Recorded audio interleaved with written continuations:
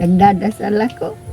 Hinihingi ko ano ko, lakas ulit na ibalik. Para makatulong naman ako sa anak ko. Hindi na lang ako alagain. Maski sabi ko nagkukulang kami sa pagkain, basta nandyan ka. Okay na, masaya na ako. Kaso, nag-donor din po ako ng isa pong kidney sa ate ko. Kasi po ayaw ko na pong mawalan pa po ng isang kapatid.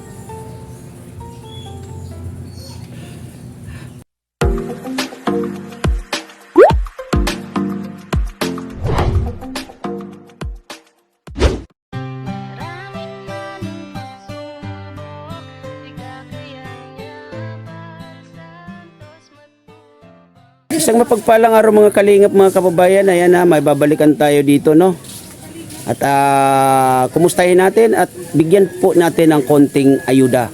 Sa mga kalingap, mga kababayan, tara, samahan nyo kami at kumustahin natin ang sitwasyon muli nila. Let's go.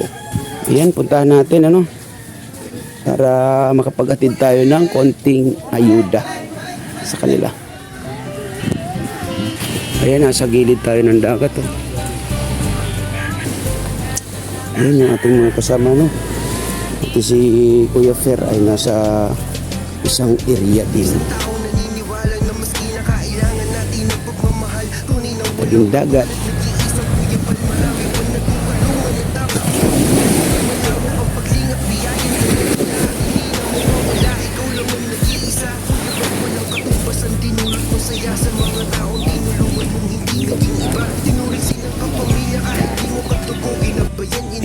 Dito tayo, balikan natin ito para mabigyan ng konting ayuda. Hello po, nanay. Good morning. Uy, kumakain sila. Ang ulam ni nanay? Yung natirang isda kahapon po. tira, Tapos, ano to? mangga. Eh, grabe naman. Ito na lang. Yun mga kalingap, mga kababayan, ano? Nanuhan ng Kamusta si nanay? ito po. Makain. Kamusta ate? Ayos lang po. Naglalaba. Si Bibi. Ayos si Bibi. Cellphone. Ito na bibi ko. Ano yan nanay? Tanghalian? Hapunan o ano? Tanghalian po. Ha? Tanghalian.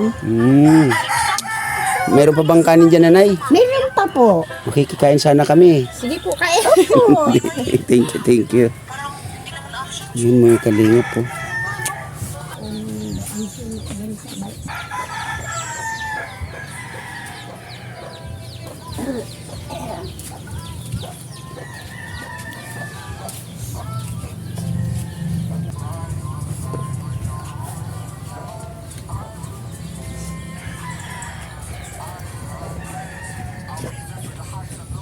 Ayan, tapos na si nanay kumain. Kumusta ang sitwasyon, nanay? Ito, kakarao sa araw-araw, sa maghapon. Nay, Ho, buti nagbibenta ka pala ng bigas. hindi naman po yan sa akin. Kanino yan, nanay? Sa pamangkin kong isa, nagpapatulong naman sila kasi nagtatanim sila ng palay. Magpapaano daw sila magtatanim ng palay, walang pangbayad sa tagatanim. Sabi ko naman, ilagay lang nyo dyan, bantayan ko para hindi naman sabi ko ako matulog. Maya-maya sabi ko, mahihiga ako kung masama ang pakiramdam ko. Buti may bumibili naman, nay. Mabagal po. Ngayon nga, maghahapon na siguro walang bumibili. Sa sauli ko yan po sa kanila pag walang bumili. Pero dapat, pag walang bumili, nay, ibigay na lang sa iyo. Sana nga po. Kaya lang ang sabi nila, ipagbibili kasi wala silang pangbayad sa magtatanim. Sabi ko, para may lakas pa ako, makakatulong ako sa inyo. Lakas ko lang. Sabi ko, financial, wala. Pero malakas ka pa naman, nanay. Malakas pa naman, kaya lang, nung magkasakit akong 7 buwan, ito na, maglakad ako, naghihingal ako, inuubo ako. So, ang ano mo na lang, nanay, dito, yung pakiramdam mo malakas, pero yung katawan mo, Mahina ko. yun. Ay, grabe mga kalingap. Ang Kaya sitwasyon Diyos nanay. na lang ang kinakapitan ko. Di ako, mula noon, hindi ako bumibitiw sa kanya. Sa tuwing alas 6, nagdadasal ako. Hinihingi ko lakas ulit na ibalik. Para makatulong naman ako sa anak ko. Hindi na lang ako alagain. Bakit nasa isip mo pa, nanay, na tulungan ng mga anak mo? Sa isip ko po, hindi naman ako sa nahihiya sa mga anak ko. Ang makapaglaba lang ako, makapag-igib. Kapon nga, nanguha akong kahoy na panggatong. Oo. Kinaya mo pa yun, nanay? Opo, yan lang naman namumulot. Talagang pinipilit mo. Pinipilit ko pa ang sarili ko na gumalaw. Ayaw ko naman pong laging nakaupo. Kaya nga, sabi nila, may nagdadaan dito, lagi na lang daw akong nakaupo. Sabi ko, hindi naman ninyo masasabi kung kayo ang nagkaganito. Noon sabi ko, sinasabihan niyo ko pala akong kalabaw kung kumilos. Oo, at malakas ako. Sabi ko siguro, nagsabi ang Panginoong Diyos, magpahinga ka muna sa nidali. Yun o ang hinihingi ko sa Diyos, ibalik niya ang lakas ko ng dati. Para makatulong naman ako. Maski sa ibang tao, lakas ko lang. Sinoong malakas ako. May umano sa akin na may mga ano sila. Oo, tutulong ako. Pero ngayon, ito, nag-ano nila akong kumo na laman nilang nag-inom ako ng sa baga. Parang inaano nila ako. Na... Parang ayaw na sila sa akin makihalubilo. Kumbaga, dahil umiinom ka ng gamot sa baga, Opo. nag-iisip na sila na iwasan ka. Pero sabi ng doktor sa akin, huwag kang mag-ano, nanay. Pag nakainom ka nito, natapos mo ang sa 1 taon, wala na. Maski makihalo ka na sa tao. Pero iba naman po ang tao, di po ba? Opo, ganun po talaga ang tao. Pero sinasabi ko yan sa Diyos. Salamat po, Panginoon.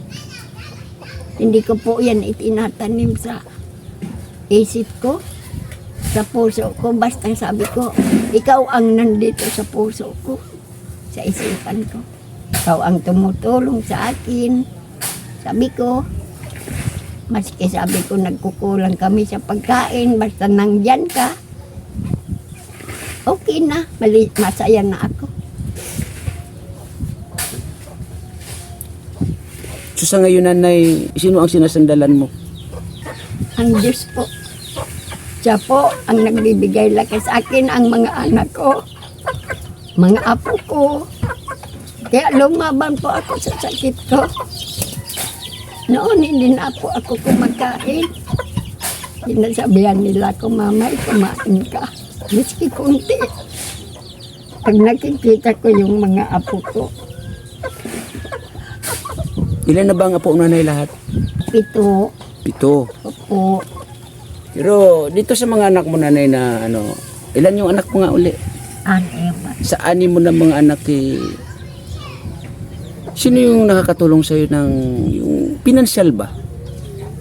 Minsan itong anak ko na nandito sa akin, minsan yung bunso ko. Kasi yung lalaki kong kaisa-isang lalaki, may pamilya na. Minsan hinihingian ko.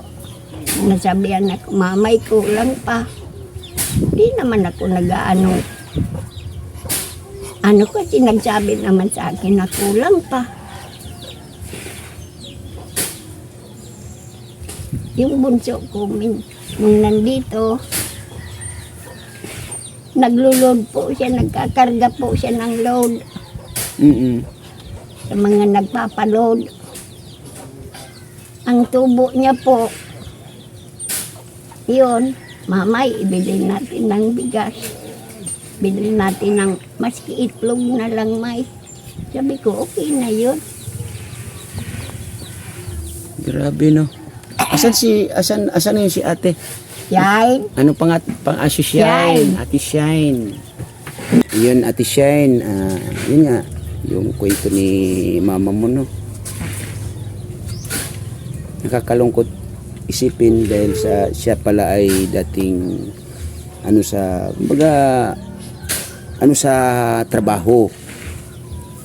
Pero ito na nga siya sa ngayon.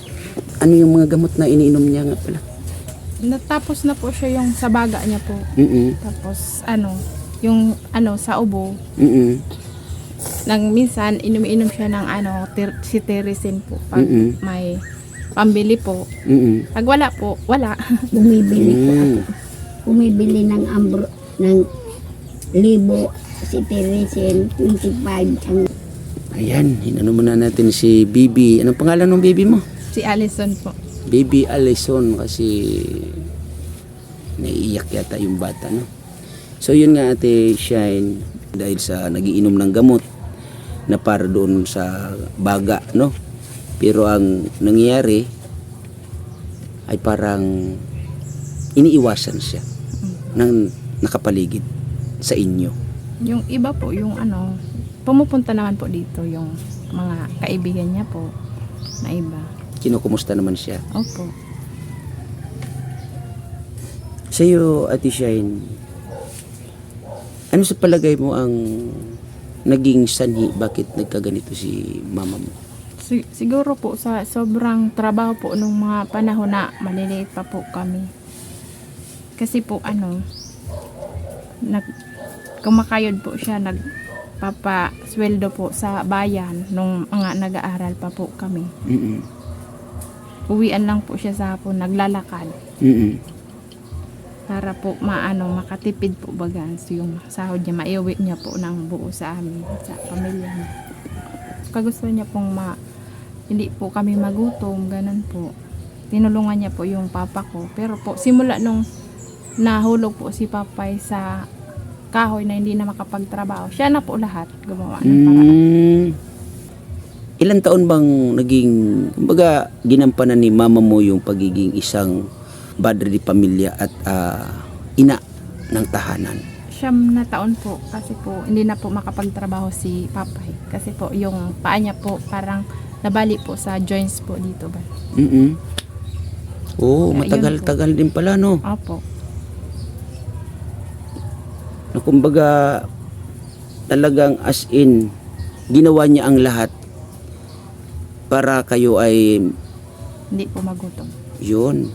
Pero ano naman yung mga naisukli ninyo na, yung bang pagsikripisyo ng mama ninyo bilang isang ama at ina, ano naman yung mga naging achievement ninyo nung panahon na yun? Yung gustuin man po namin na makapagtapos ng pag-aaral, pero po hanggang high school lang po yung kinaya ni mamay po para sa amin. Tapos nakapagtrabaho din po kami nun. Kaso nag-donor din po ako ng isa pong kidney sa ate ko. Oo. Nag-donate ka ng isa mong kidney sa ate mo. Kasi po ayaw ko na pong mawalan pa po ng isang kapatid. So sa ngayon, isa lang ang kidney mo. Opo. Kumusta naman si ate mo? Okay naman po. Nagtatrabaho na po ngayon. Kaso, sa panggamot niya lang po. Pero nagkapamilya na siya. Meron po, isa po ang anak niya. Oo, ganun pala yung naging ano ninyo. Opo, So ikaw, kasi, yun nga, isa kang operada ka mo, di ba? So, limitado. opo, ang pagkain. Bawal yung maalat. Mm-mm. Kaya gulay-gulay lang po.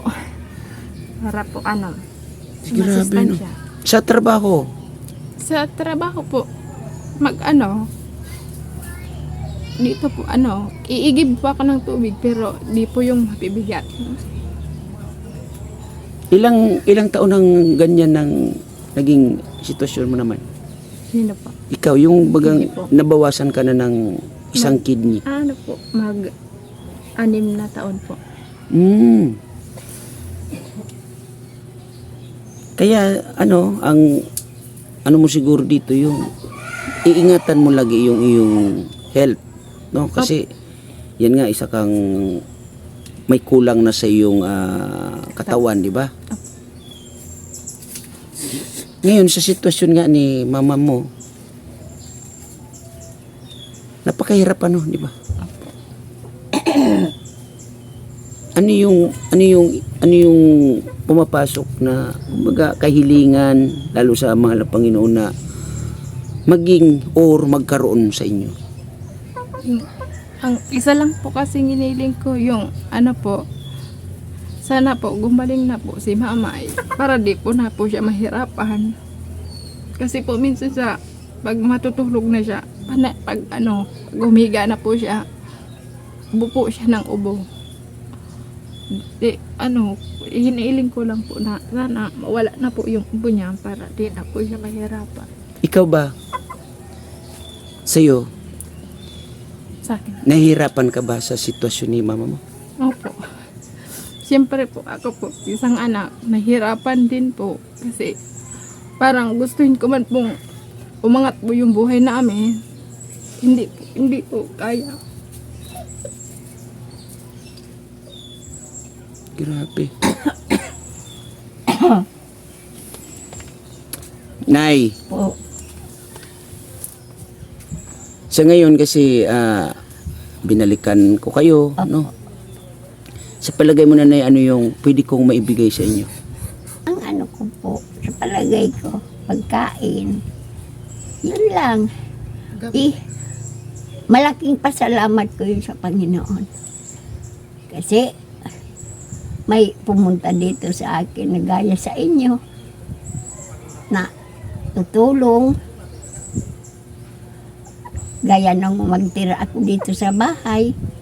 Ipinasalamat ko yun sa Panginoong Diyos na may natutulugan kami sa gabi.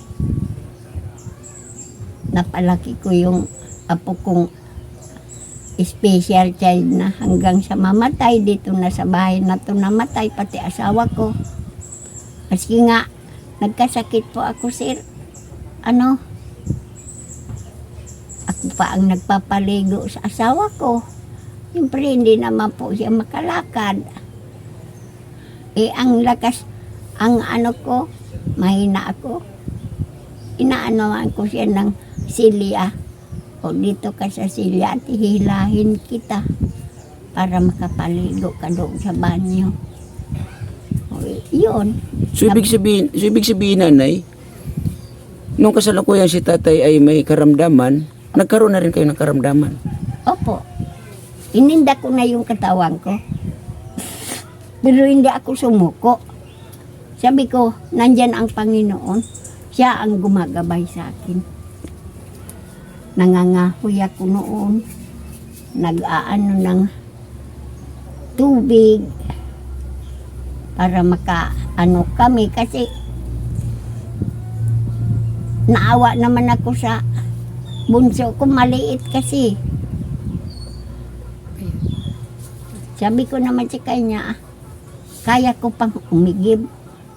Iigib ako para paliguan si papay mo. Paliguan natin yung pamangkin mo. So, dala-dalawa pala yung alaga mo nung Opo. panahon na yun, nanay. Ay, grabe, no? Dala-dalawa po ang alaga namin. Yung alaga mo na yun, nawala din. Opo, 1 taon po ngayong ados. Ilan taon na yung apo mo na yun?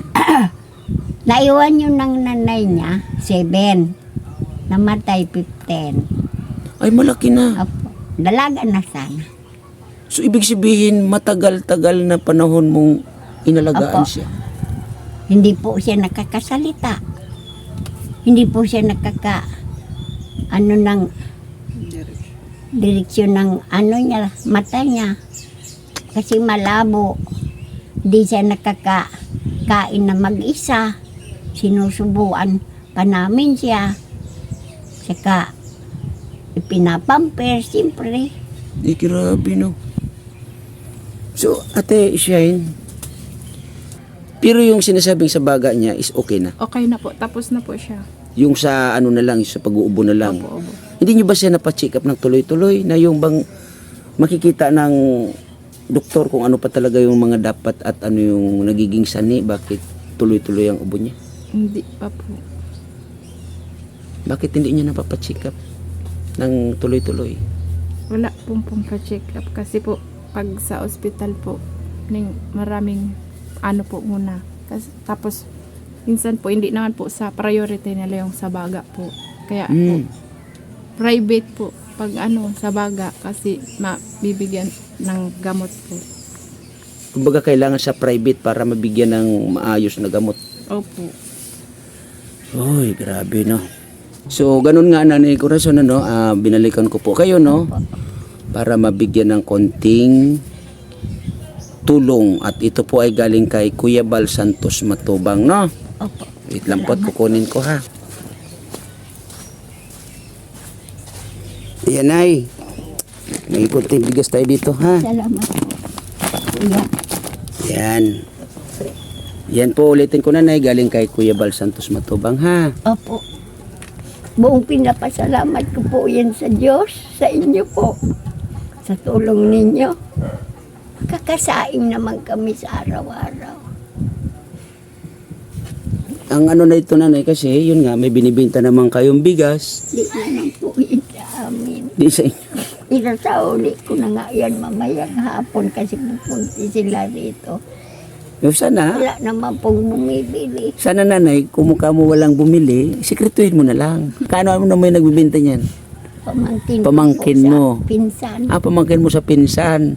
Sana naman ka mo, bahagyanan mo naman kami. Kahit mga 10 kilo, ganyan. Nung isang pagdala niya dito, binigyan din ako ng 3 kilo. So, okay naman pala. Opo, yan ang sinasaing namin ngayon. Mm-mm. Sabi ko sa anak ko, salamat sa Diyos. Di bali, sabi kong mangutang tayo ng pang-ulam. Mm-mm. So, yun, Ate Shine, pasensya na kayo, no? Opo. Yan lang yung ating kaya, no?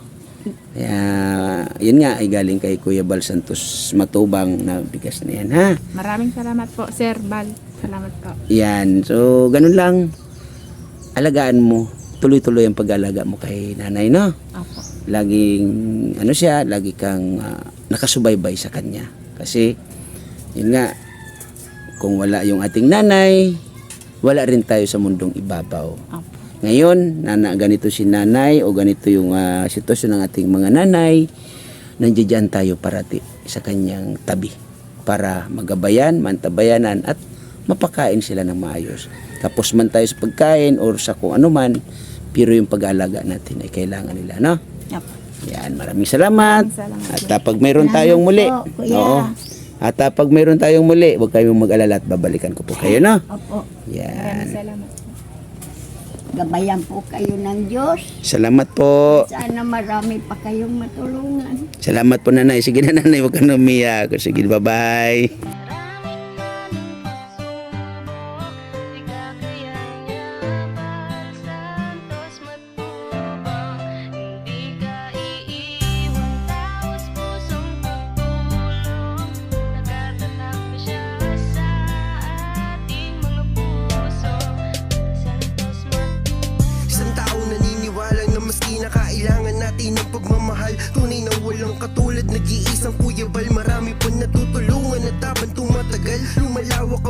blessing at biyayan dala-dala at hindi na mawawala. Ikaw lang ang nag-iisa. Kuya Bal, walang katumbas ang dinulot mong saya sa mga taong tinulungan mong hindi naging iba. Itinuring silang kapamilya kahit di mo kadugo. Ginabayan, inalalayan mo sila ng totoo. Tunay na walang katulad kaya ka pinagpapala. Sana ingatan mo pati ang kalusugan mo. Ikaw ang liwanag sa dilim at sa kanila naniwala. Kuya Bal na walang sawang tumutulong na may pag-usa. Di namin malilimutan mga mabuti mong gawa. Nakasubaybay kami lagi na handang tulungan ka. Maraming man ang pagsubok, di kakayanin niya Bal Santos matubang. Hindi ka iiwan, taos pusong pagtulong.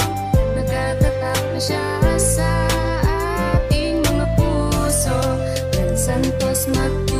Napakasaya sa damdamin na merong kagaya niyang may busilak na puso. Bal Santos